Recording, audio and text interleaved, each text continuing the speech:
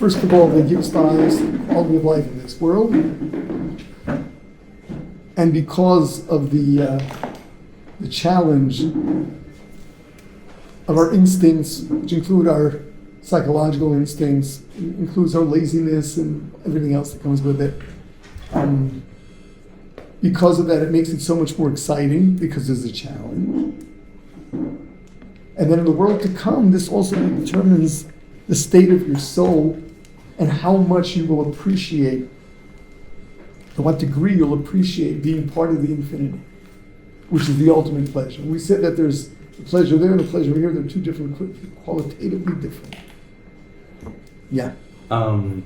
If a person does the mitzvot based out of like challenge, but maybe doesn't get to a point where they're doing it out of like pleasure of the challenge, does that correlate to the feeling that they get?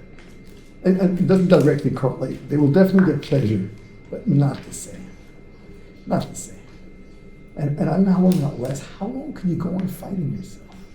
Unless you really enjoy it, it'll have no longevity. It just can't. Well, if the alternative is not doing it, then No. But you got to find. You know, we were created to be happy. We were created to be happy. If you've got to. I know it's funny. You've got to be happy. You've got to really, work. You have to do inner work to be able to enjoy standing up to challenge. And the truth is, naturally it is. I mean, you feel so powerful when you can go against your instinctive self. It generally feels so good. Okay, then there's the world to come. Yeah, so Olam Haba. And we said that your state in Olam Haba, the degree to which you will take pleasure in your state in Olam Haba, are determined by fulfillment of all the details of Torah, every last detail. And every little thing makes a difference. It seems that there are two things going on. Number one is the action, and number two is how hard you have to work. The action will determine your level. How hard you have to work determines how much pleasure you will take in that level. Okay. Now, that being the case, we said then everything in Torah is really a reality, a science. That's true of all the laws of Torah.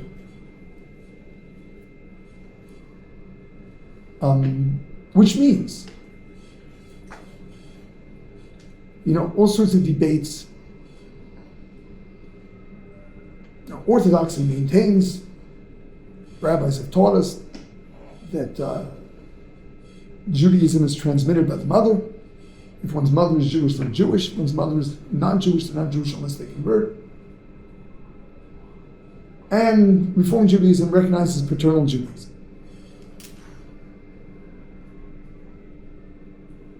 Where's Reform coming from?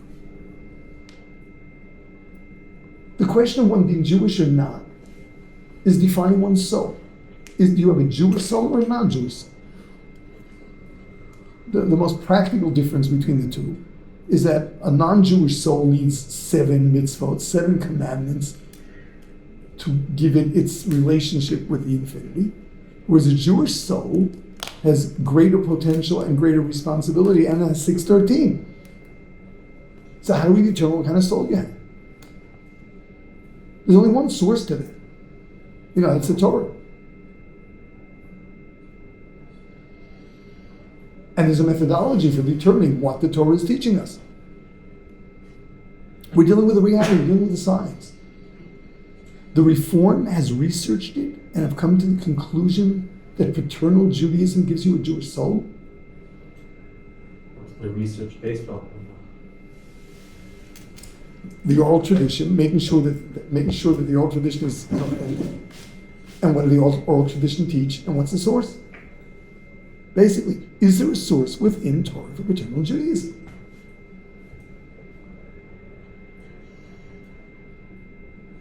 In other words, what we're dealing with is reality. We're dealing with a system that we would say is scientific. This is not a place for aesthetics. This is not a place for culture. This is not a place for what you would like the halacha to be. What does Torah say? Because we're dealing with reality. Just an example. Someone walks into the lab, and starts telling people, this, got to change the chemicals because this is green and it's not so appealing. Got to use red chemicals. Do you know what you're talking about? Have you studied chemistry? No, but it just doesn't look good.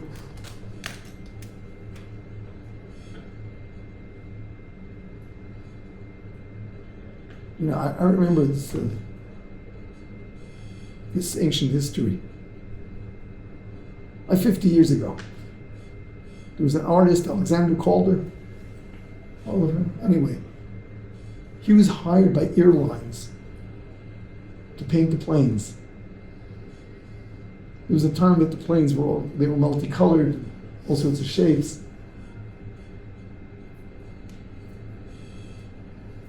He was never invited by NASA, to paint the space capsule. Why not? Extra weight. It would burn up. The color determines the temperature. Oh, well. Not only that, but it's got to be a heat-resistant paint. Rockets are always white. Space capsules are not painted.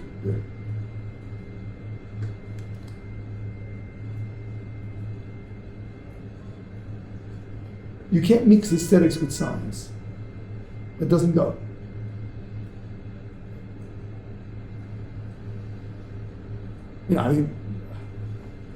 Walk into NASA and tell them, space capsules, they're all too symmetrical. I'm gonna pull out here. That's old school. That's not anything. And where are you coming from? We're dealing with science. We're not dealing with aesthetics. It's the same thing when it comes to all the details of Torah, the laws of nature that govern our souls. You can work within the system for determining what's right and what isn't. You can try to be creative within the system, but you can't come with your aesthetic and cultural appreciations and then change halacha. It doesn't work. We're dealing with science.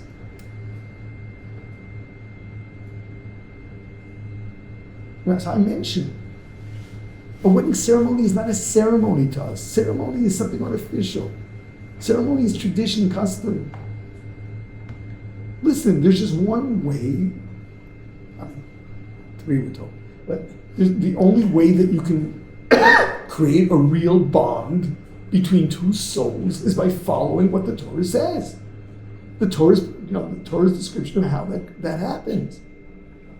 If you don't do that, it doesn't work.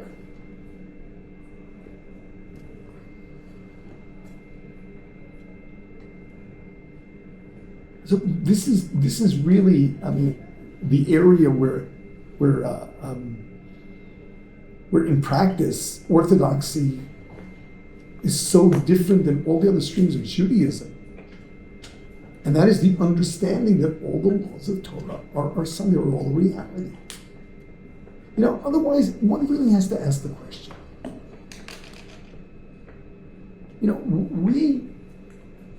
We understand that the Torah is divine. Why does God care? The code of the Jewish law covers every area of life, but to so much detail. The order of getting dressed, which shoe you put on first, which lace you tie first, and they're not the same. Why does God care?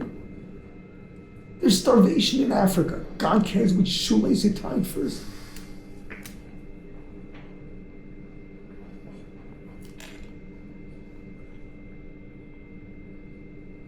So we've got to ask the same question when it comes to the human body. There are so many rules. Food that gives you indigestion, food that can even be fatal. The body needs vitamins, the right amount of each one. Any vitamin deficiency will cause something. Why? Why? Why is God like that? And the answer is the genius of the Creator. He created this complex, perfect machine. And if he did that for the body, you've got to appreciate that he did the same for the soul. It's complex. And we're dealing with quality of life in the eternity, forever. So every last detail makes a difference. And yes, it is a science.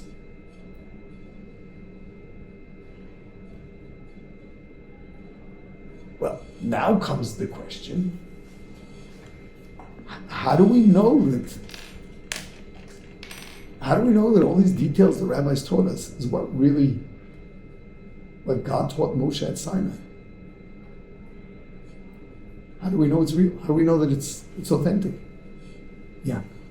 Is it like, I guess like further on that, didn't you mention in another class where there's like a difference between what you taught at Sinai versus what was So practiced now? we shall begin a study of, right now, I'd like to start going through the process of the oral transmission, what was taught by whom and who did what.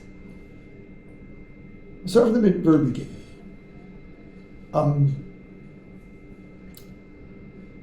First of all, was there really a direct line? Was there really a direct oral transmission, generation to generation? It really happened? It's very interesting. The era of the Rishonim, what we're talking about is say from the 1200s to about 1500s, where so much of our literature, our classical literature, was written.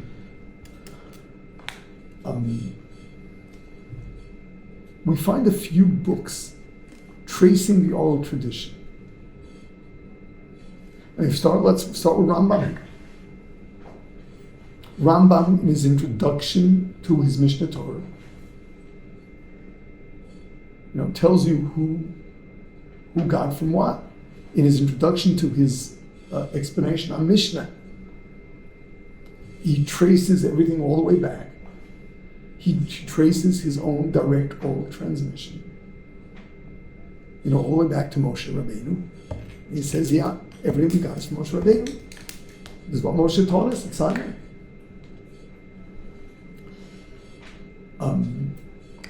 Another one that wrote even more extensively was the Ravid. There are three Ravids actually. Rabbeinu Avram ben David, Rabbeinu Avram Bezdin.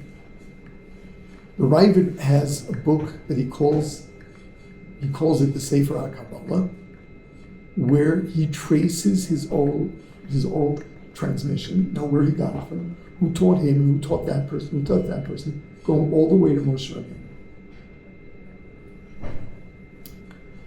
Another one was the Meiri, who also has a Sefer HaKabbalah, and he traces it as well. Now, these people lived in different parts of the world and did not communicate at different times, and did not see each other or communicate with each other. And although they start off at different points, they end up meeting at the same place, and they have generation after generation of name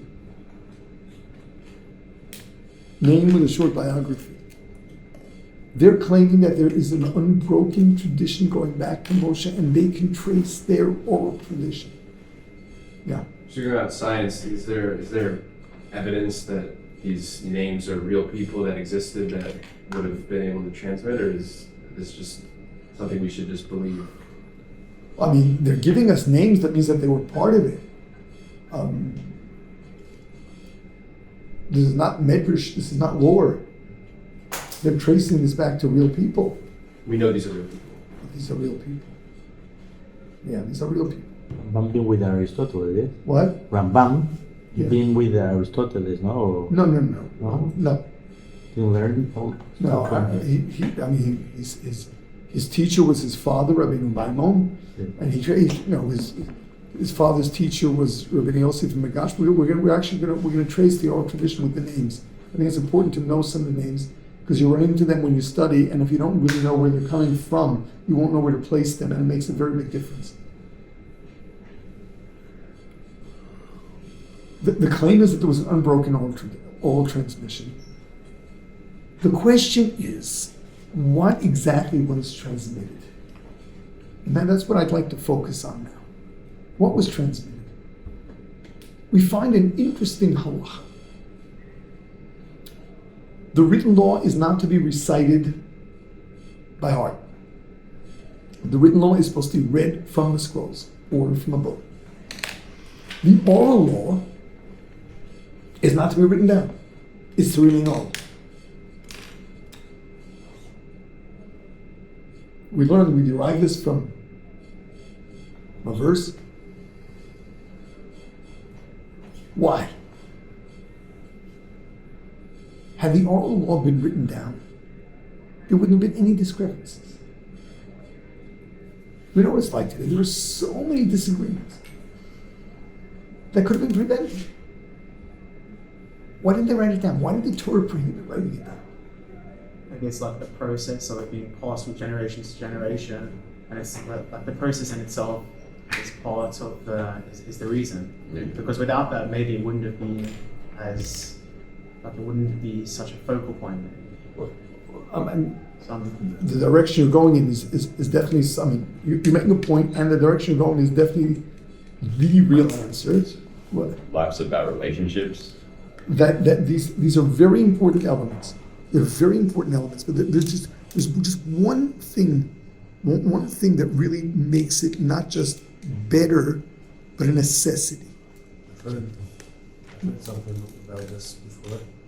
I'm not sure if it's what Rabbi's about to say, but I heard that about the arguments. The reason why we have arguments in Judaism is in order to prevent us from forgetting the Torah.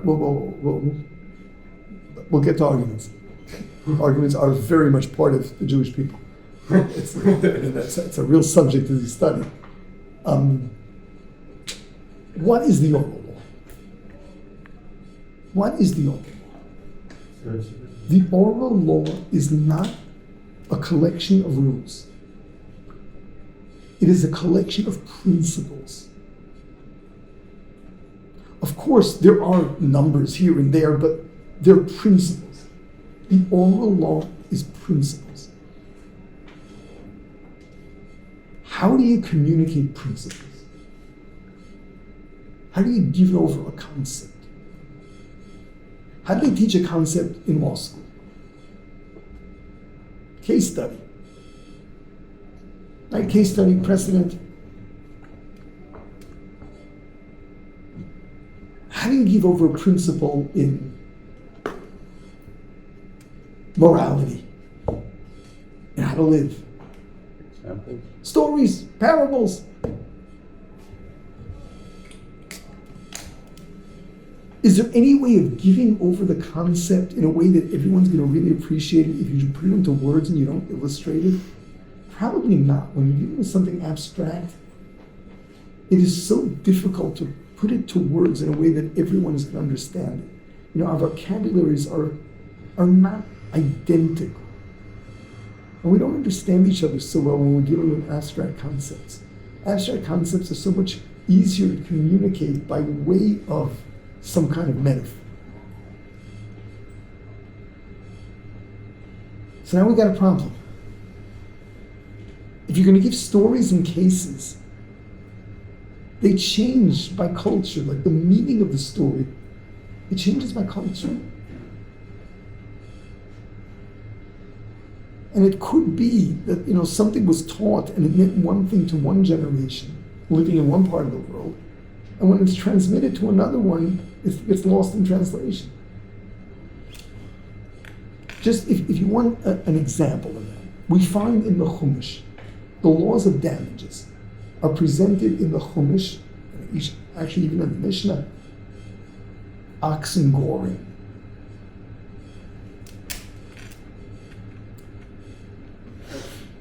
do we really know what it was like living in a society where animals were walking in the streets? We think of oxen goring as a bullfight or something.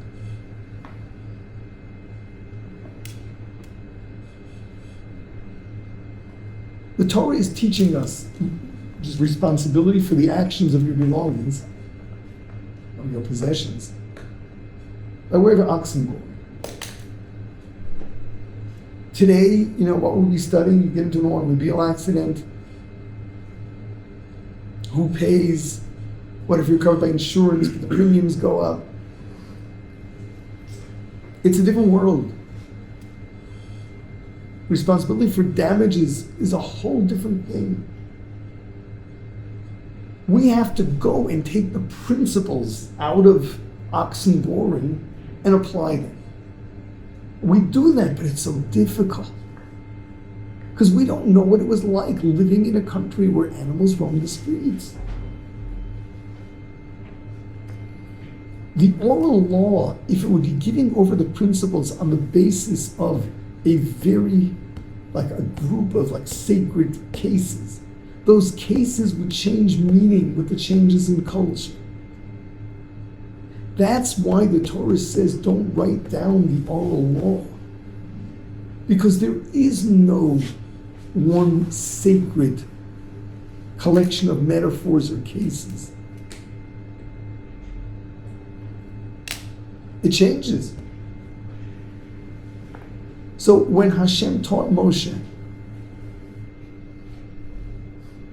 you can be sure that he used examples out of Moshe's life.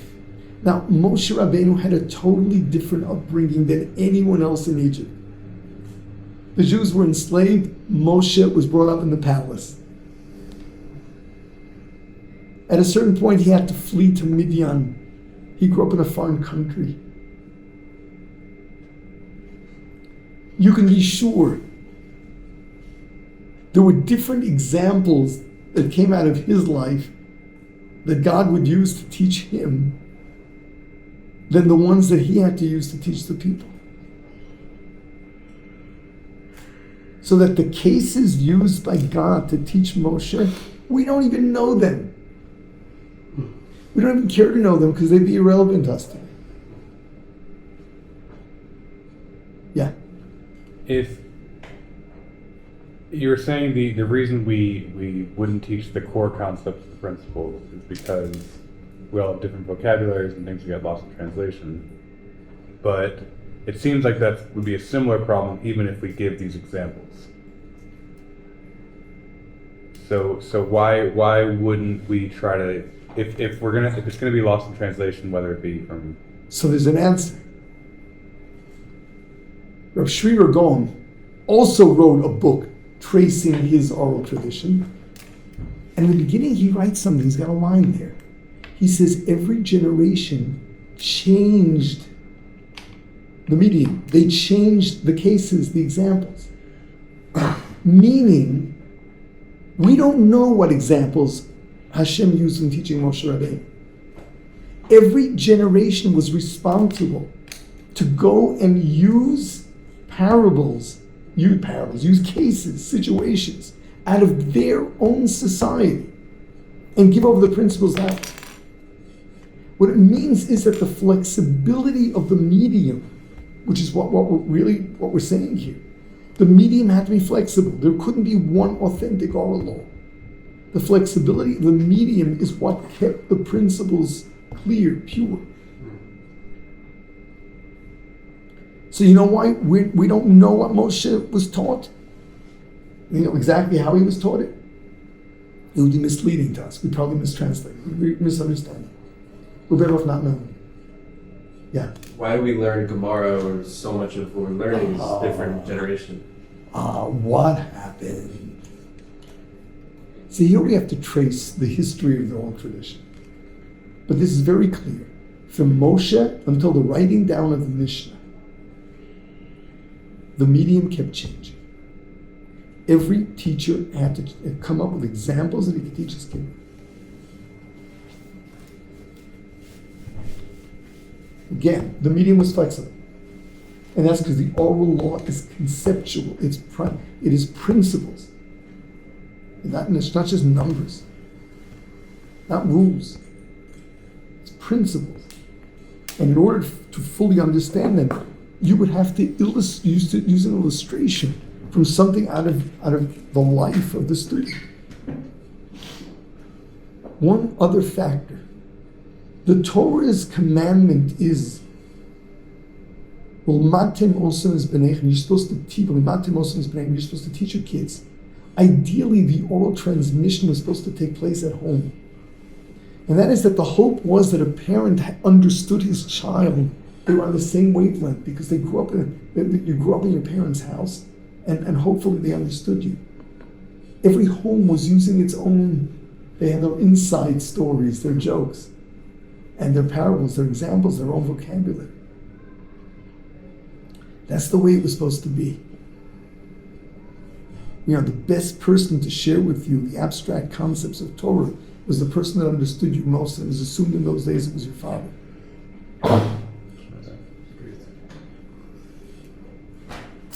So again, what cases did Hashem use to teach Moshe Rabbeinu? We don't know, and we'd rather not care.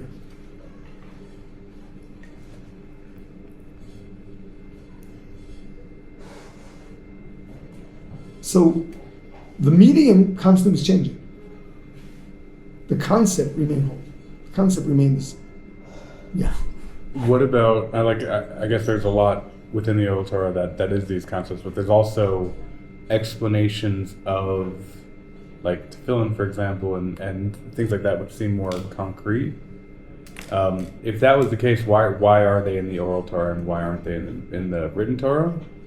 But also, it seems like the Oral Torah is more than just principles.